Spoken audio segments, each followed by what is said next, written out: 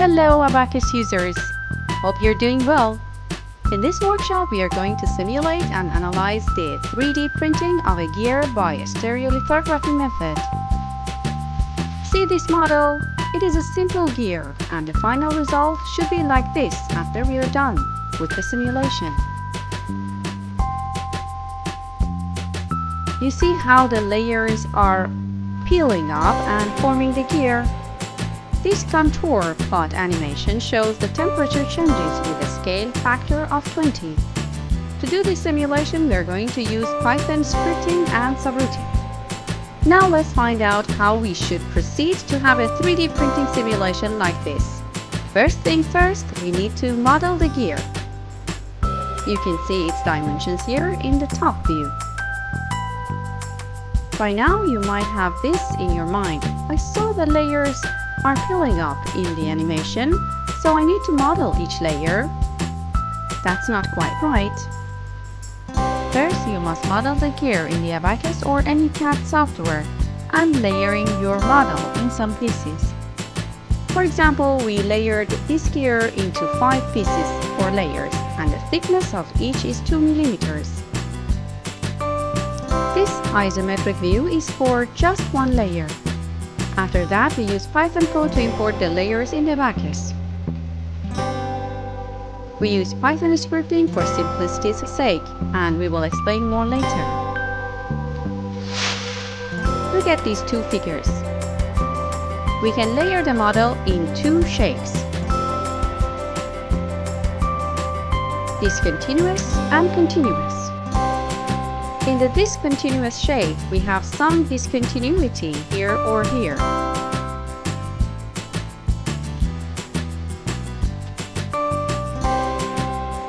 But in the continuous model, we have neat and uniform layers. This model is simpler and we will face fewer problems during the simulation. Moreover, our Python code supports only the continuous shape. Next, we need to specify a point with fixed x and z coordinates and different y coordinate, for example, from this area. This point must exist in each layer and we call it the reference point. The meaning of this point is different from what we called in Abaqus CAE as reference point. You can see the coordinate of this reference point here. In each layer, only the y component of the point will differ. Just be careful when you pick the reference point because it shouldn't be picked from the edges or free space. It has to be on a surface. Another difference between the discontinuous and continuous layers is you can pick a reference point in the continuous model but not in the discontinuous model. We need this point in the Python code. We will explain more in Python scripting. Now let's define the material properties. First, the mechanical properties. Density equals 1120 kilograms per cubic meter. The expansion coefficient equals to 0.000124 per Kelvin. And the elasticity will be calculated by the USDFLD subroutine because in the 3D printing with the stereolithography method, the elasticity is not constant and will change during the process. If you remember, we said that the 3D printing method we chose is stereolithography. In this method, a liquid called resin will be polymerized with a laser beam and form the model. The energy of the laser must be enough to polymerize the resin. Take a look at this diagram. It has been obtained through an experiment on the resin XB 5081-1. For more details, refer to reference number 1. But let's see what it is telling us. The horizontal axis is logarithmic and indicates the energy of the laser. Its unit is millijoule per square centimeter. The vertical axis indicates the polymerization depth in the resin based on millimeters. This diagram wants to tell us how much energy the laser beam needs based on the resin properties to polymerize it in the desired depth. For example, suppose we need to polymerize the resin to the depth of 0.1 millimeters. In that case, the laser energy must be almost 10 millijoules per square centimeter. This point that intersects the horizontal axis determines the critical energy, or EC, which equals to 5.6 millijoules per square centimeter. If the laser energy is less than this amount, the resin remains liquid. If the laser energy equals the critical energy, the resin will not be completely polymerized and will have a jelly shape. But if the laser energy is greater than the critical energy, the resin will be completely polymerized. Now we understand laser energy and how it works. The effectiveness of the laser energy will decrease during the process because some amount of the laser energy will be absorbed by the resin. Therefore, we need to calculate the required energy in each layer with this equation. For more details about this matter, refer to reference number 1. En is the required energy we have been talking about all along. It is called the effective exposure of laser energy in the nth layer. E0 is the exposure energy at the surface of the resin. Z prime is the investigated depth in this layer. dP is the average penetration depth per layer, or as you see, it's the slope of the diagram. And D is the thickness of the layer. After we calculated the required laser energy, we will use it to calculate the elasticity during the process. When the model is created, the resin will change from a liquid state to a solid state by the laser beam, so we will have the temperature changes. Therefore, the elasticity module will change as well. Look at this diagram. You can see the elastic module amount and its behavior in different temperatures. By now, you might have figured it out that elasticity is a function of laser energy and time. Therefore, the elasticity module will be calculated with this equation. For more details, refer to reference number 2. Y is the elastic modulus. Y max is the maximum elastic modulus. Beta and alpha are the dimensional constants calculated from the tensile test. E is the laser energy that we calculated by the previous equation. EC is the critical energy of the laser. All of these variables values will be inserted in the USDFLD subroutine, so you will see their values there. Next, we need to define the thermal properties.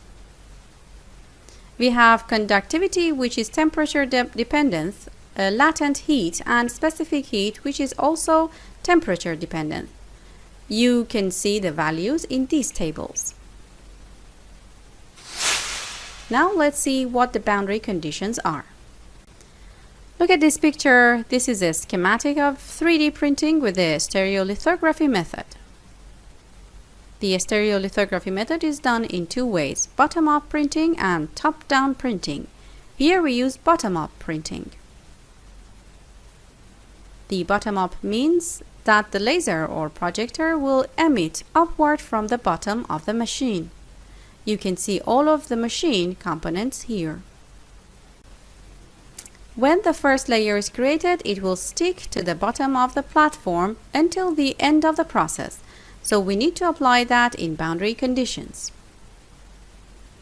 Moreover, when a layer is being created, it is in the tank and won't be able to move in the vertical direction because it is tangent with the bottom of the tank, like you see here. After it's created, the platform will move upward as much as the thickness of one layer, and the next layer will be made. Let's see what happens during the simulation to better understand this matter. First, you need to know that this simulation will be done in 6 steps. Only one layer will be created in each step and its boundary condition will change. In the first step, the first layer is created. The top surface of this layer will be constrained in the U2 direction, because if you remember, from the previous slide, the surface of the current layer is supposed to be tangent to the bottom of the tank and won't be able to move in the vertical direction, which is U2. So we must apply this condition to be like reality. This condition will be deactivated in the next step because the platform needs to move vertically. So the next layer will be made. Therefore, we need to deactivate the constraint. The bottom of the first layer must be fixed from the initial step to the end of the simulation because, like we said before, it sticks the bottom of the platform. The second layer will be created in step number 2. As you see, the U2 direction is no longer constrained in the first layer. So the second layer must be constrained in the U2 direction for the same reason before and will be deactivated in the next step. As we said before, the bottom of the model is fixed. Next, the third layer is created in step 3 and the top surface of this layer will be constrained in the U2 direction and will deactivate in the next step. You can see that the 2 layers before are no longer constrained in U2 direction. In the next step, the fourth layer is created. Like before, the top surface is constrained in the U2 direction and will deactivate in the next step. Again, the bottom of the model is still fixed. The final layer is created in step 5. Like before, the top surface must be constrained in the U2 direction during the creation of the layer and will deactivate in the next step.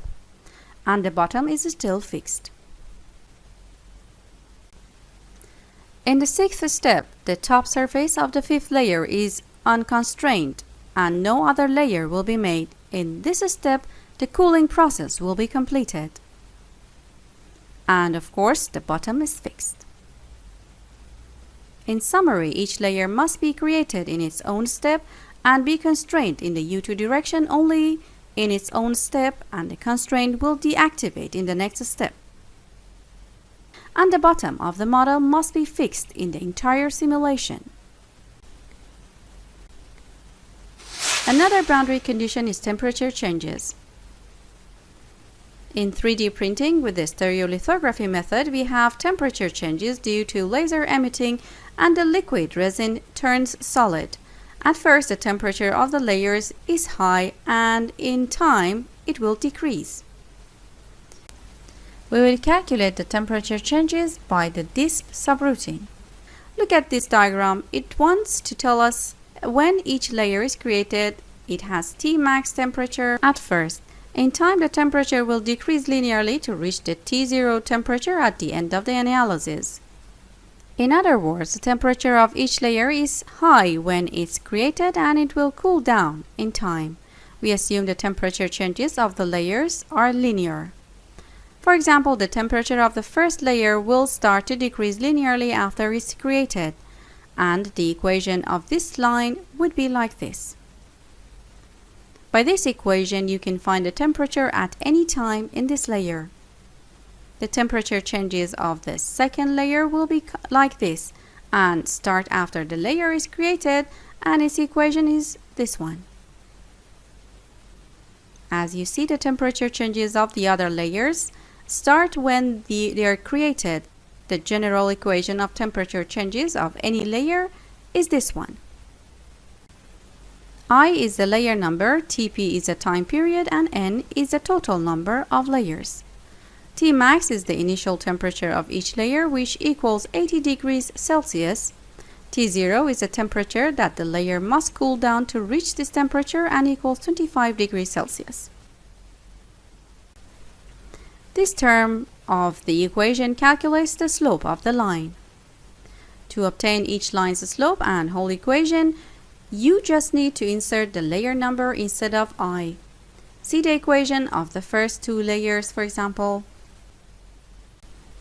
In summary, the temperature of all layers when they're created is 80 degrees Celsius and will decrease during the simulation to reach a temperature of 25 degrees Celsius at the end of the analysis. Just remember this linear equation is just our assumption, and you can calculate the temperature changes with your own equation. Until now, we have discussed initial conditions, material properties, and all things we needed to know to understand what we are trying to do. But let's organize our thoughts to know better which steps we should take first to do a solid simulation. Look at this flowchart. The first thing we must do is model the gear in a CAD software or in the Abaqus itself. Next, we should layer the model in the way we have talked about. We can do this with the same CAD software that we modeled the gear or with the Abaqus. Or you can combine these two steps and model just one layer in any software you prefer.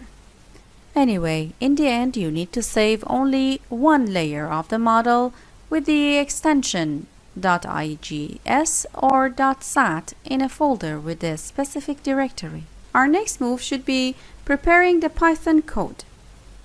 You might ask yourself now, why do I need a Python code? How is that going to help me?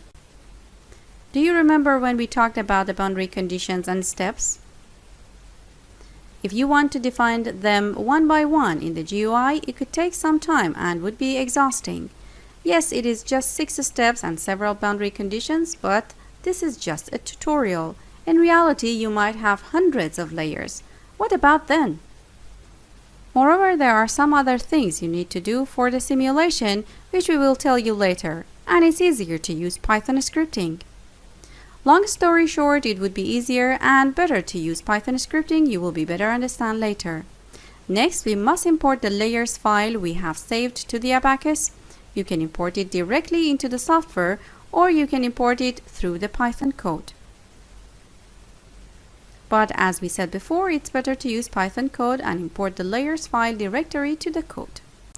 After that, we must prepare the USDFLD and disp subroutine. Finally, we just run the Python code and wait till our job is completed.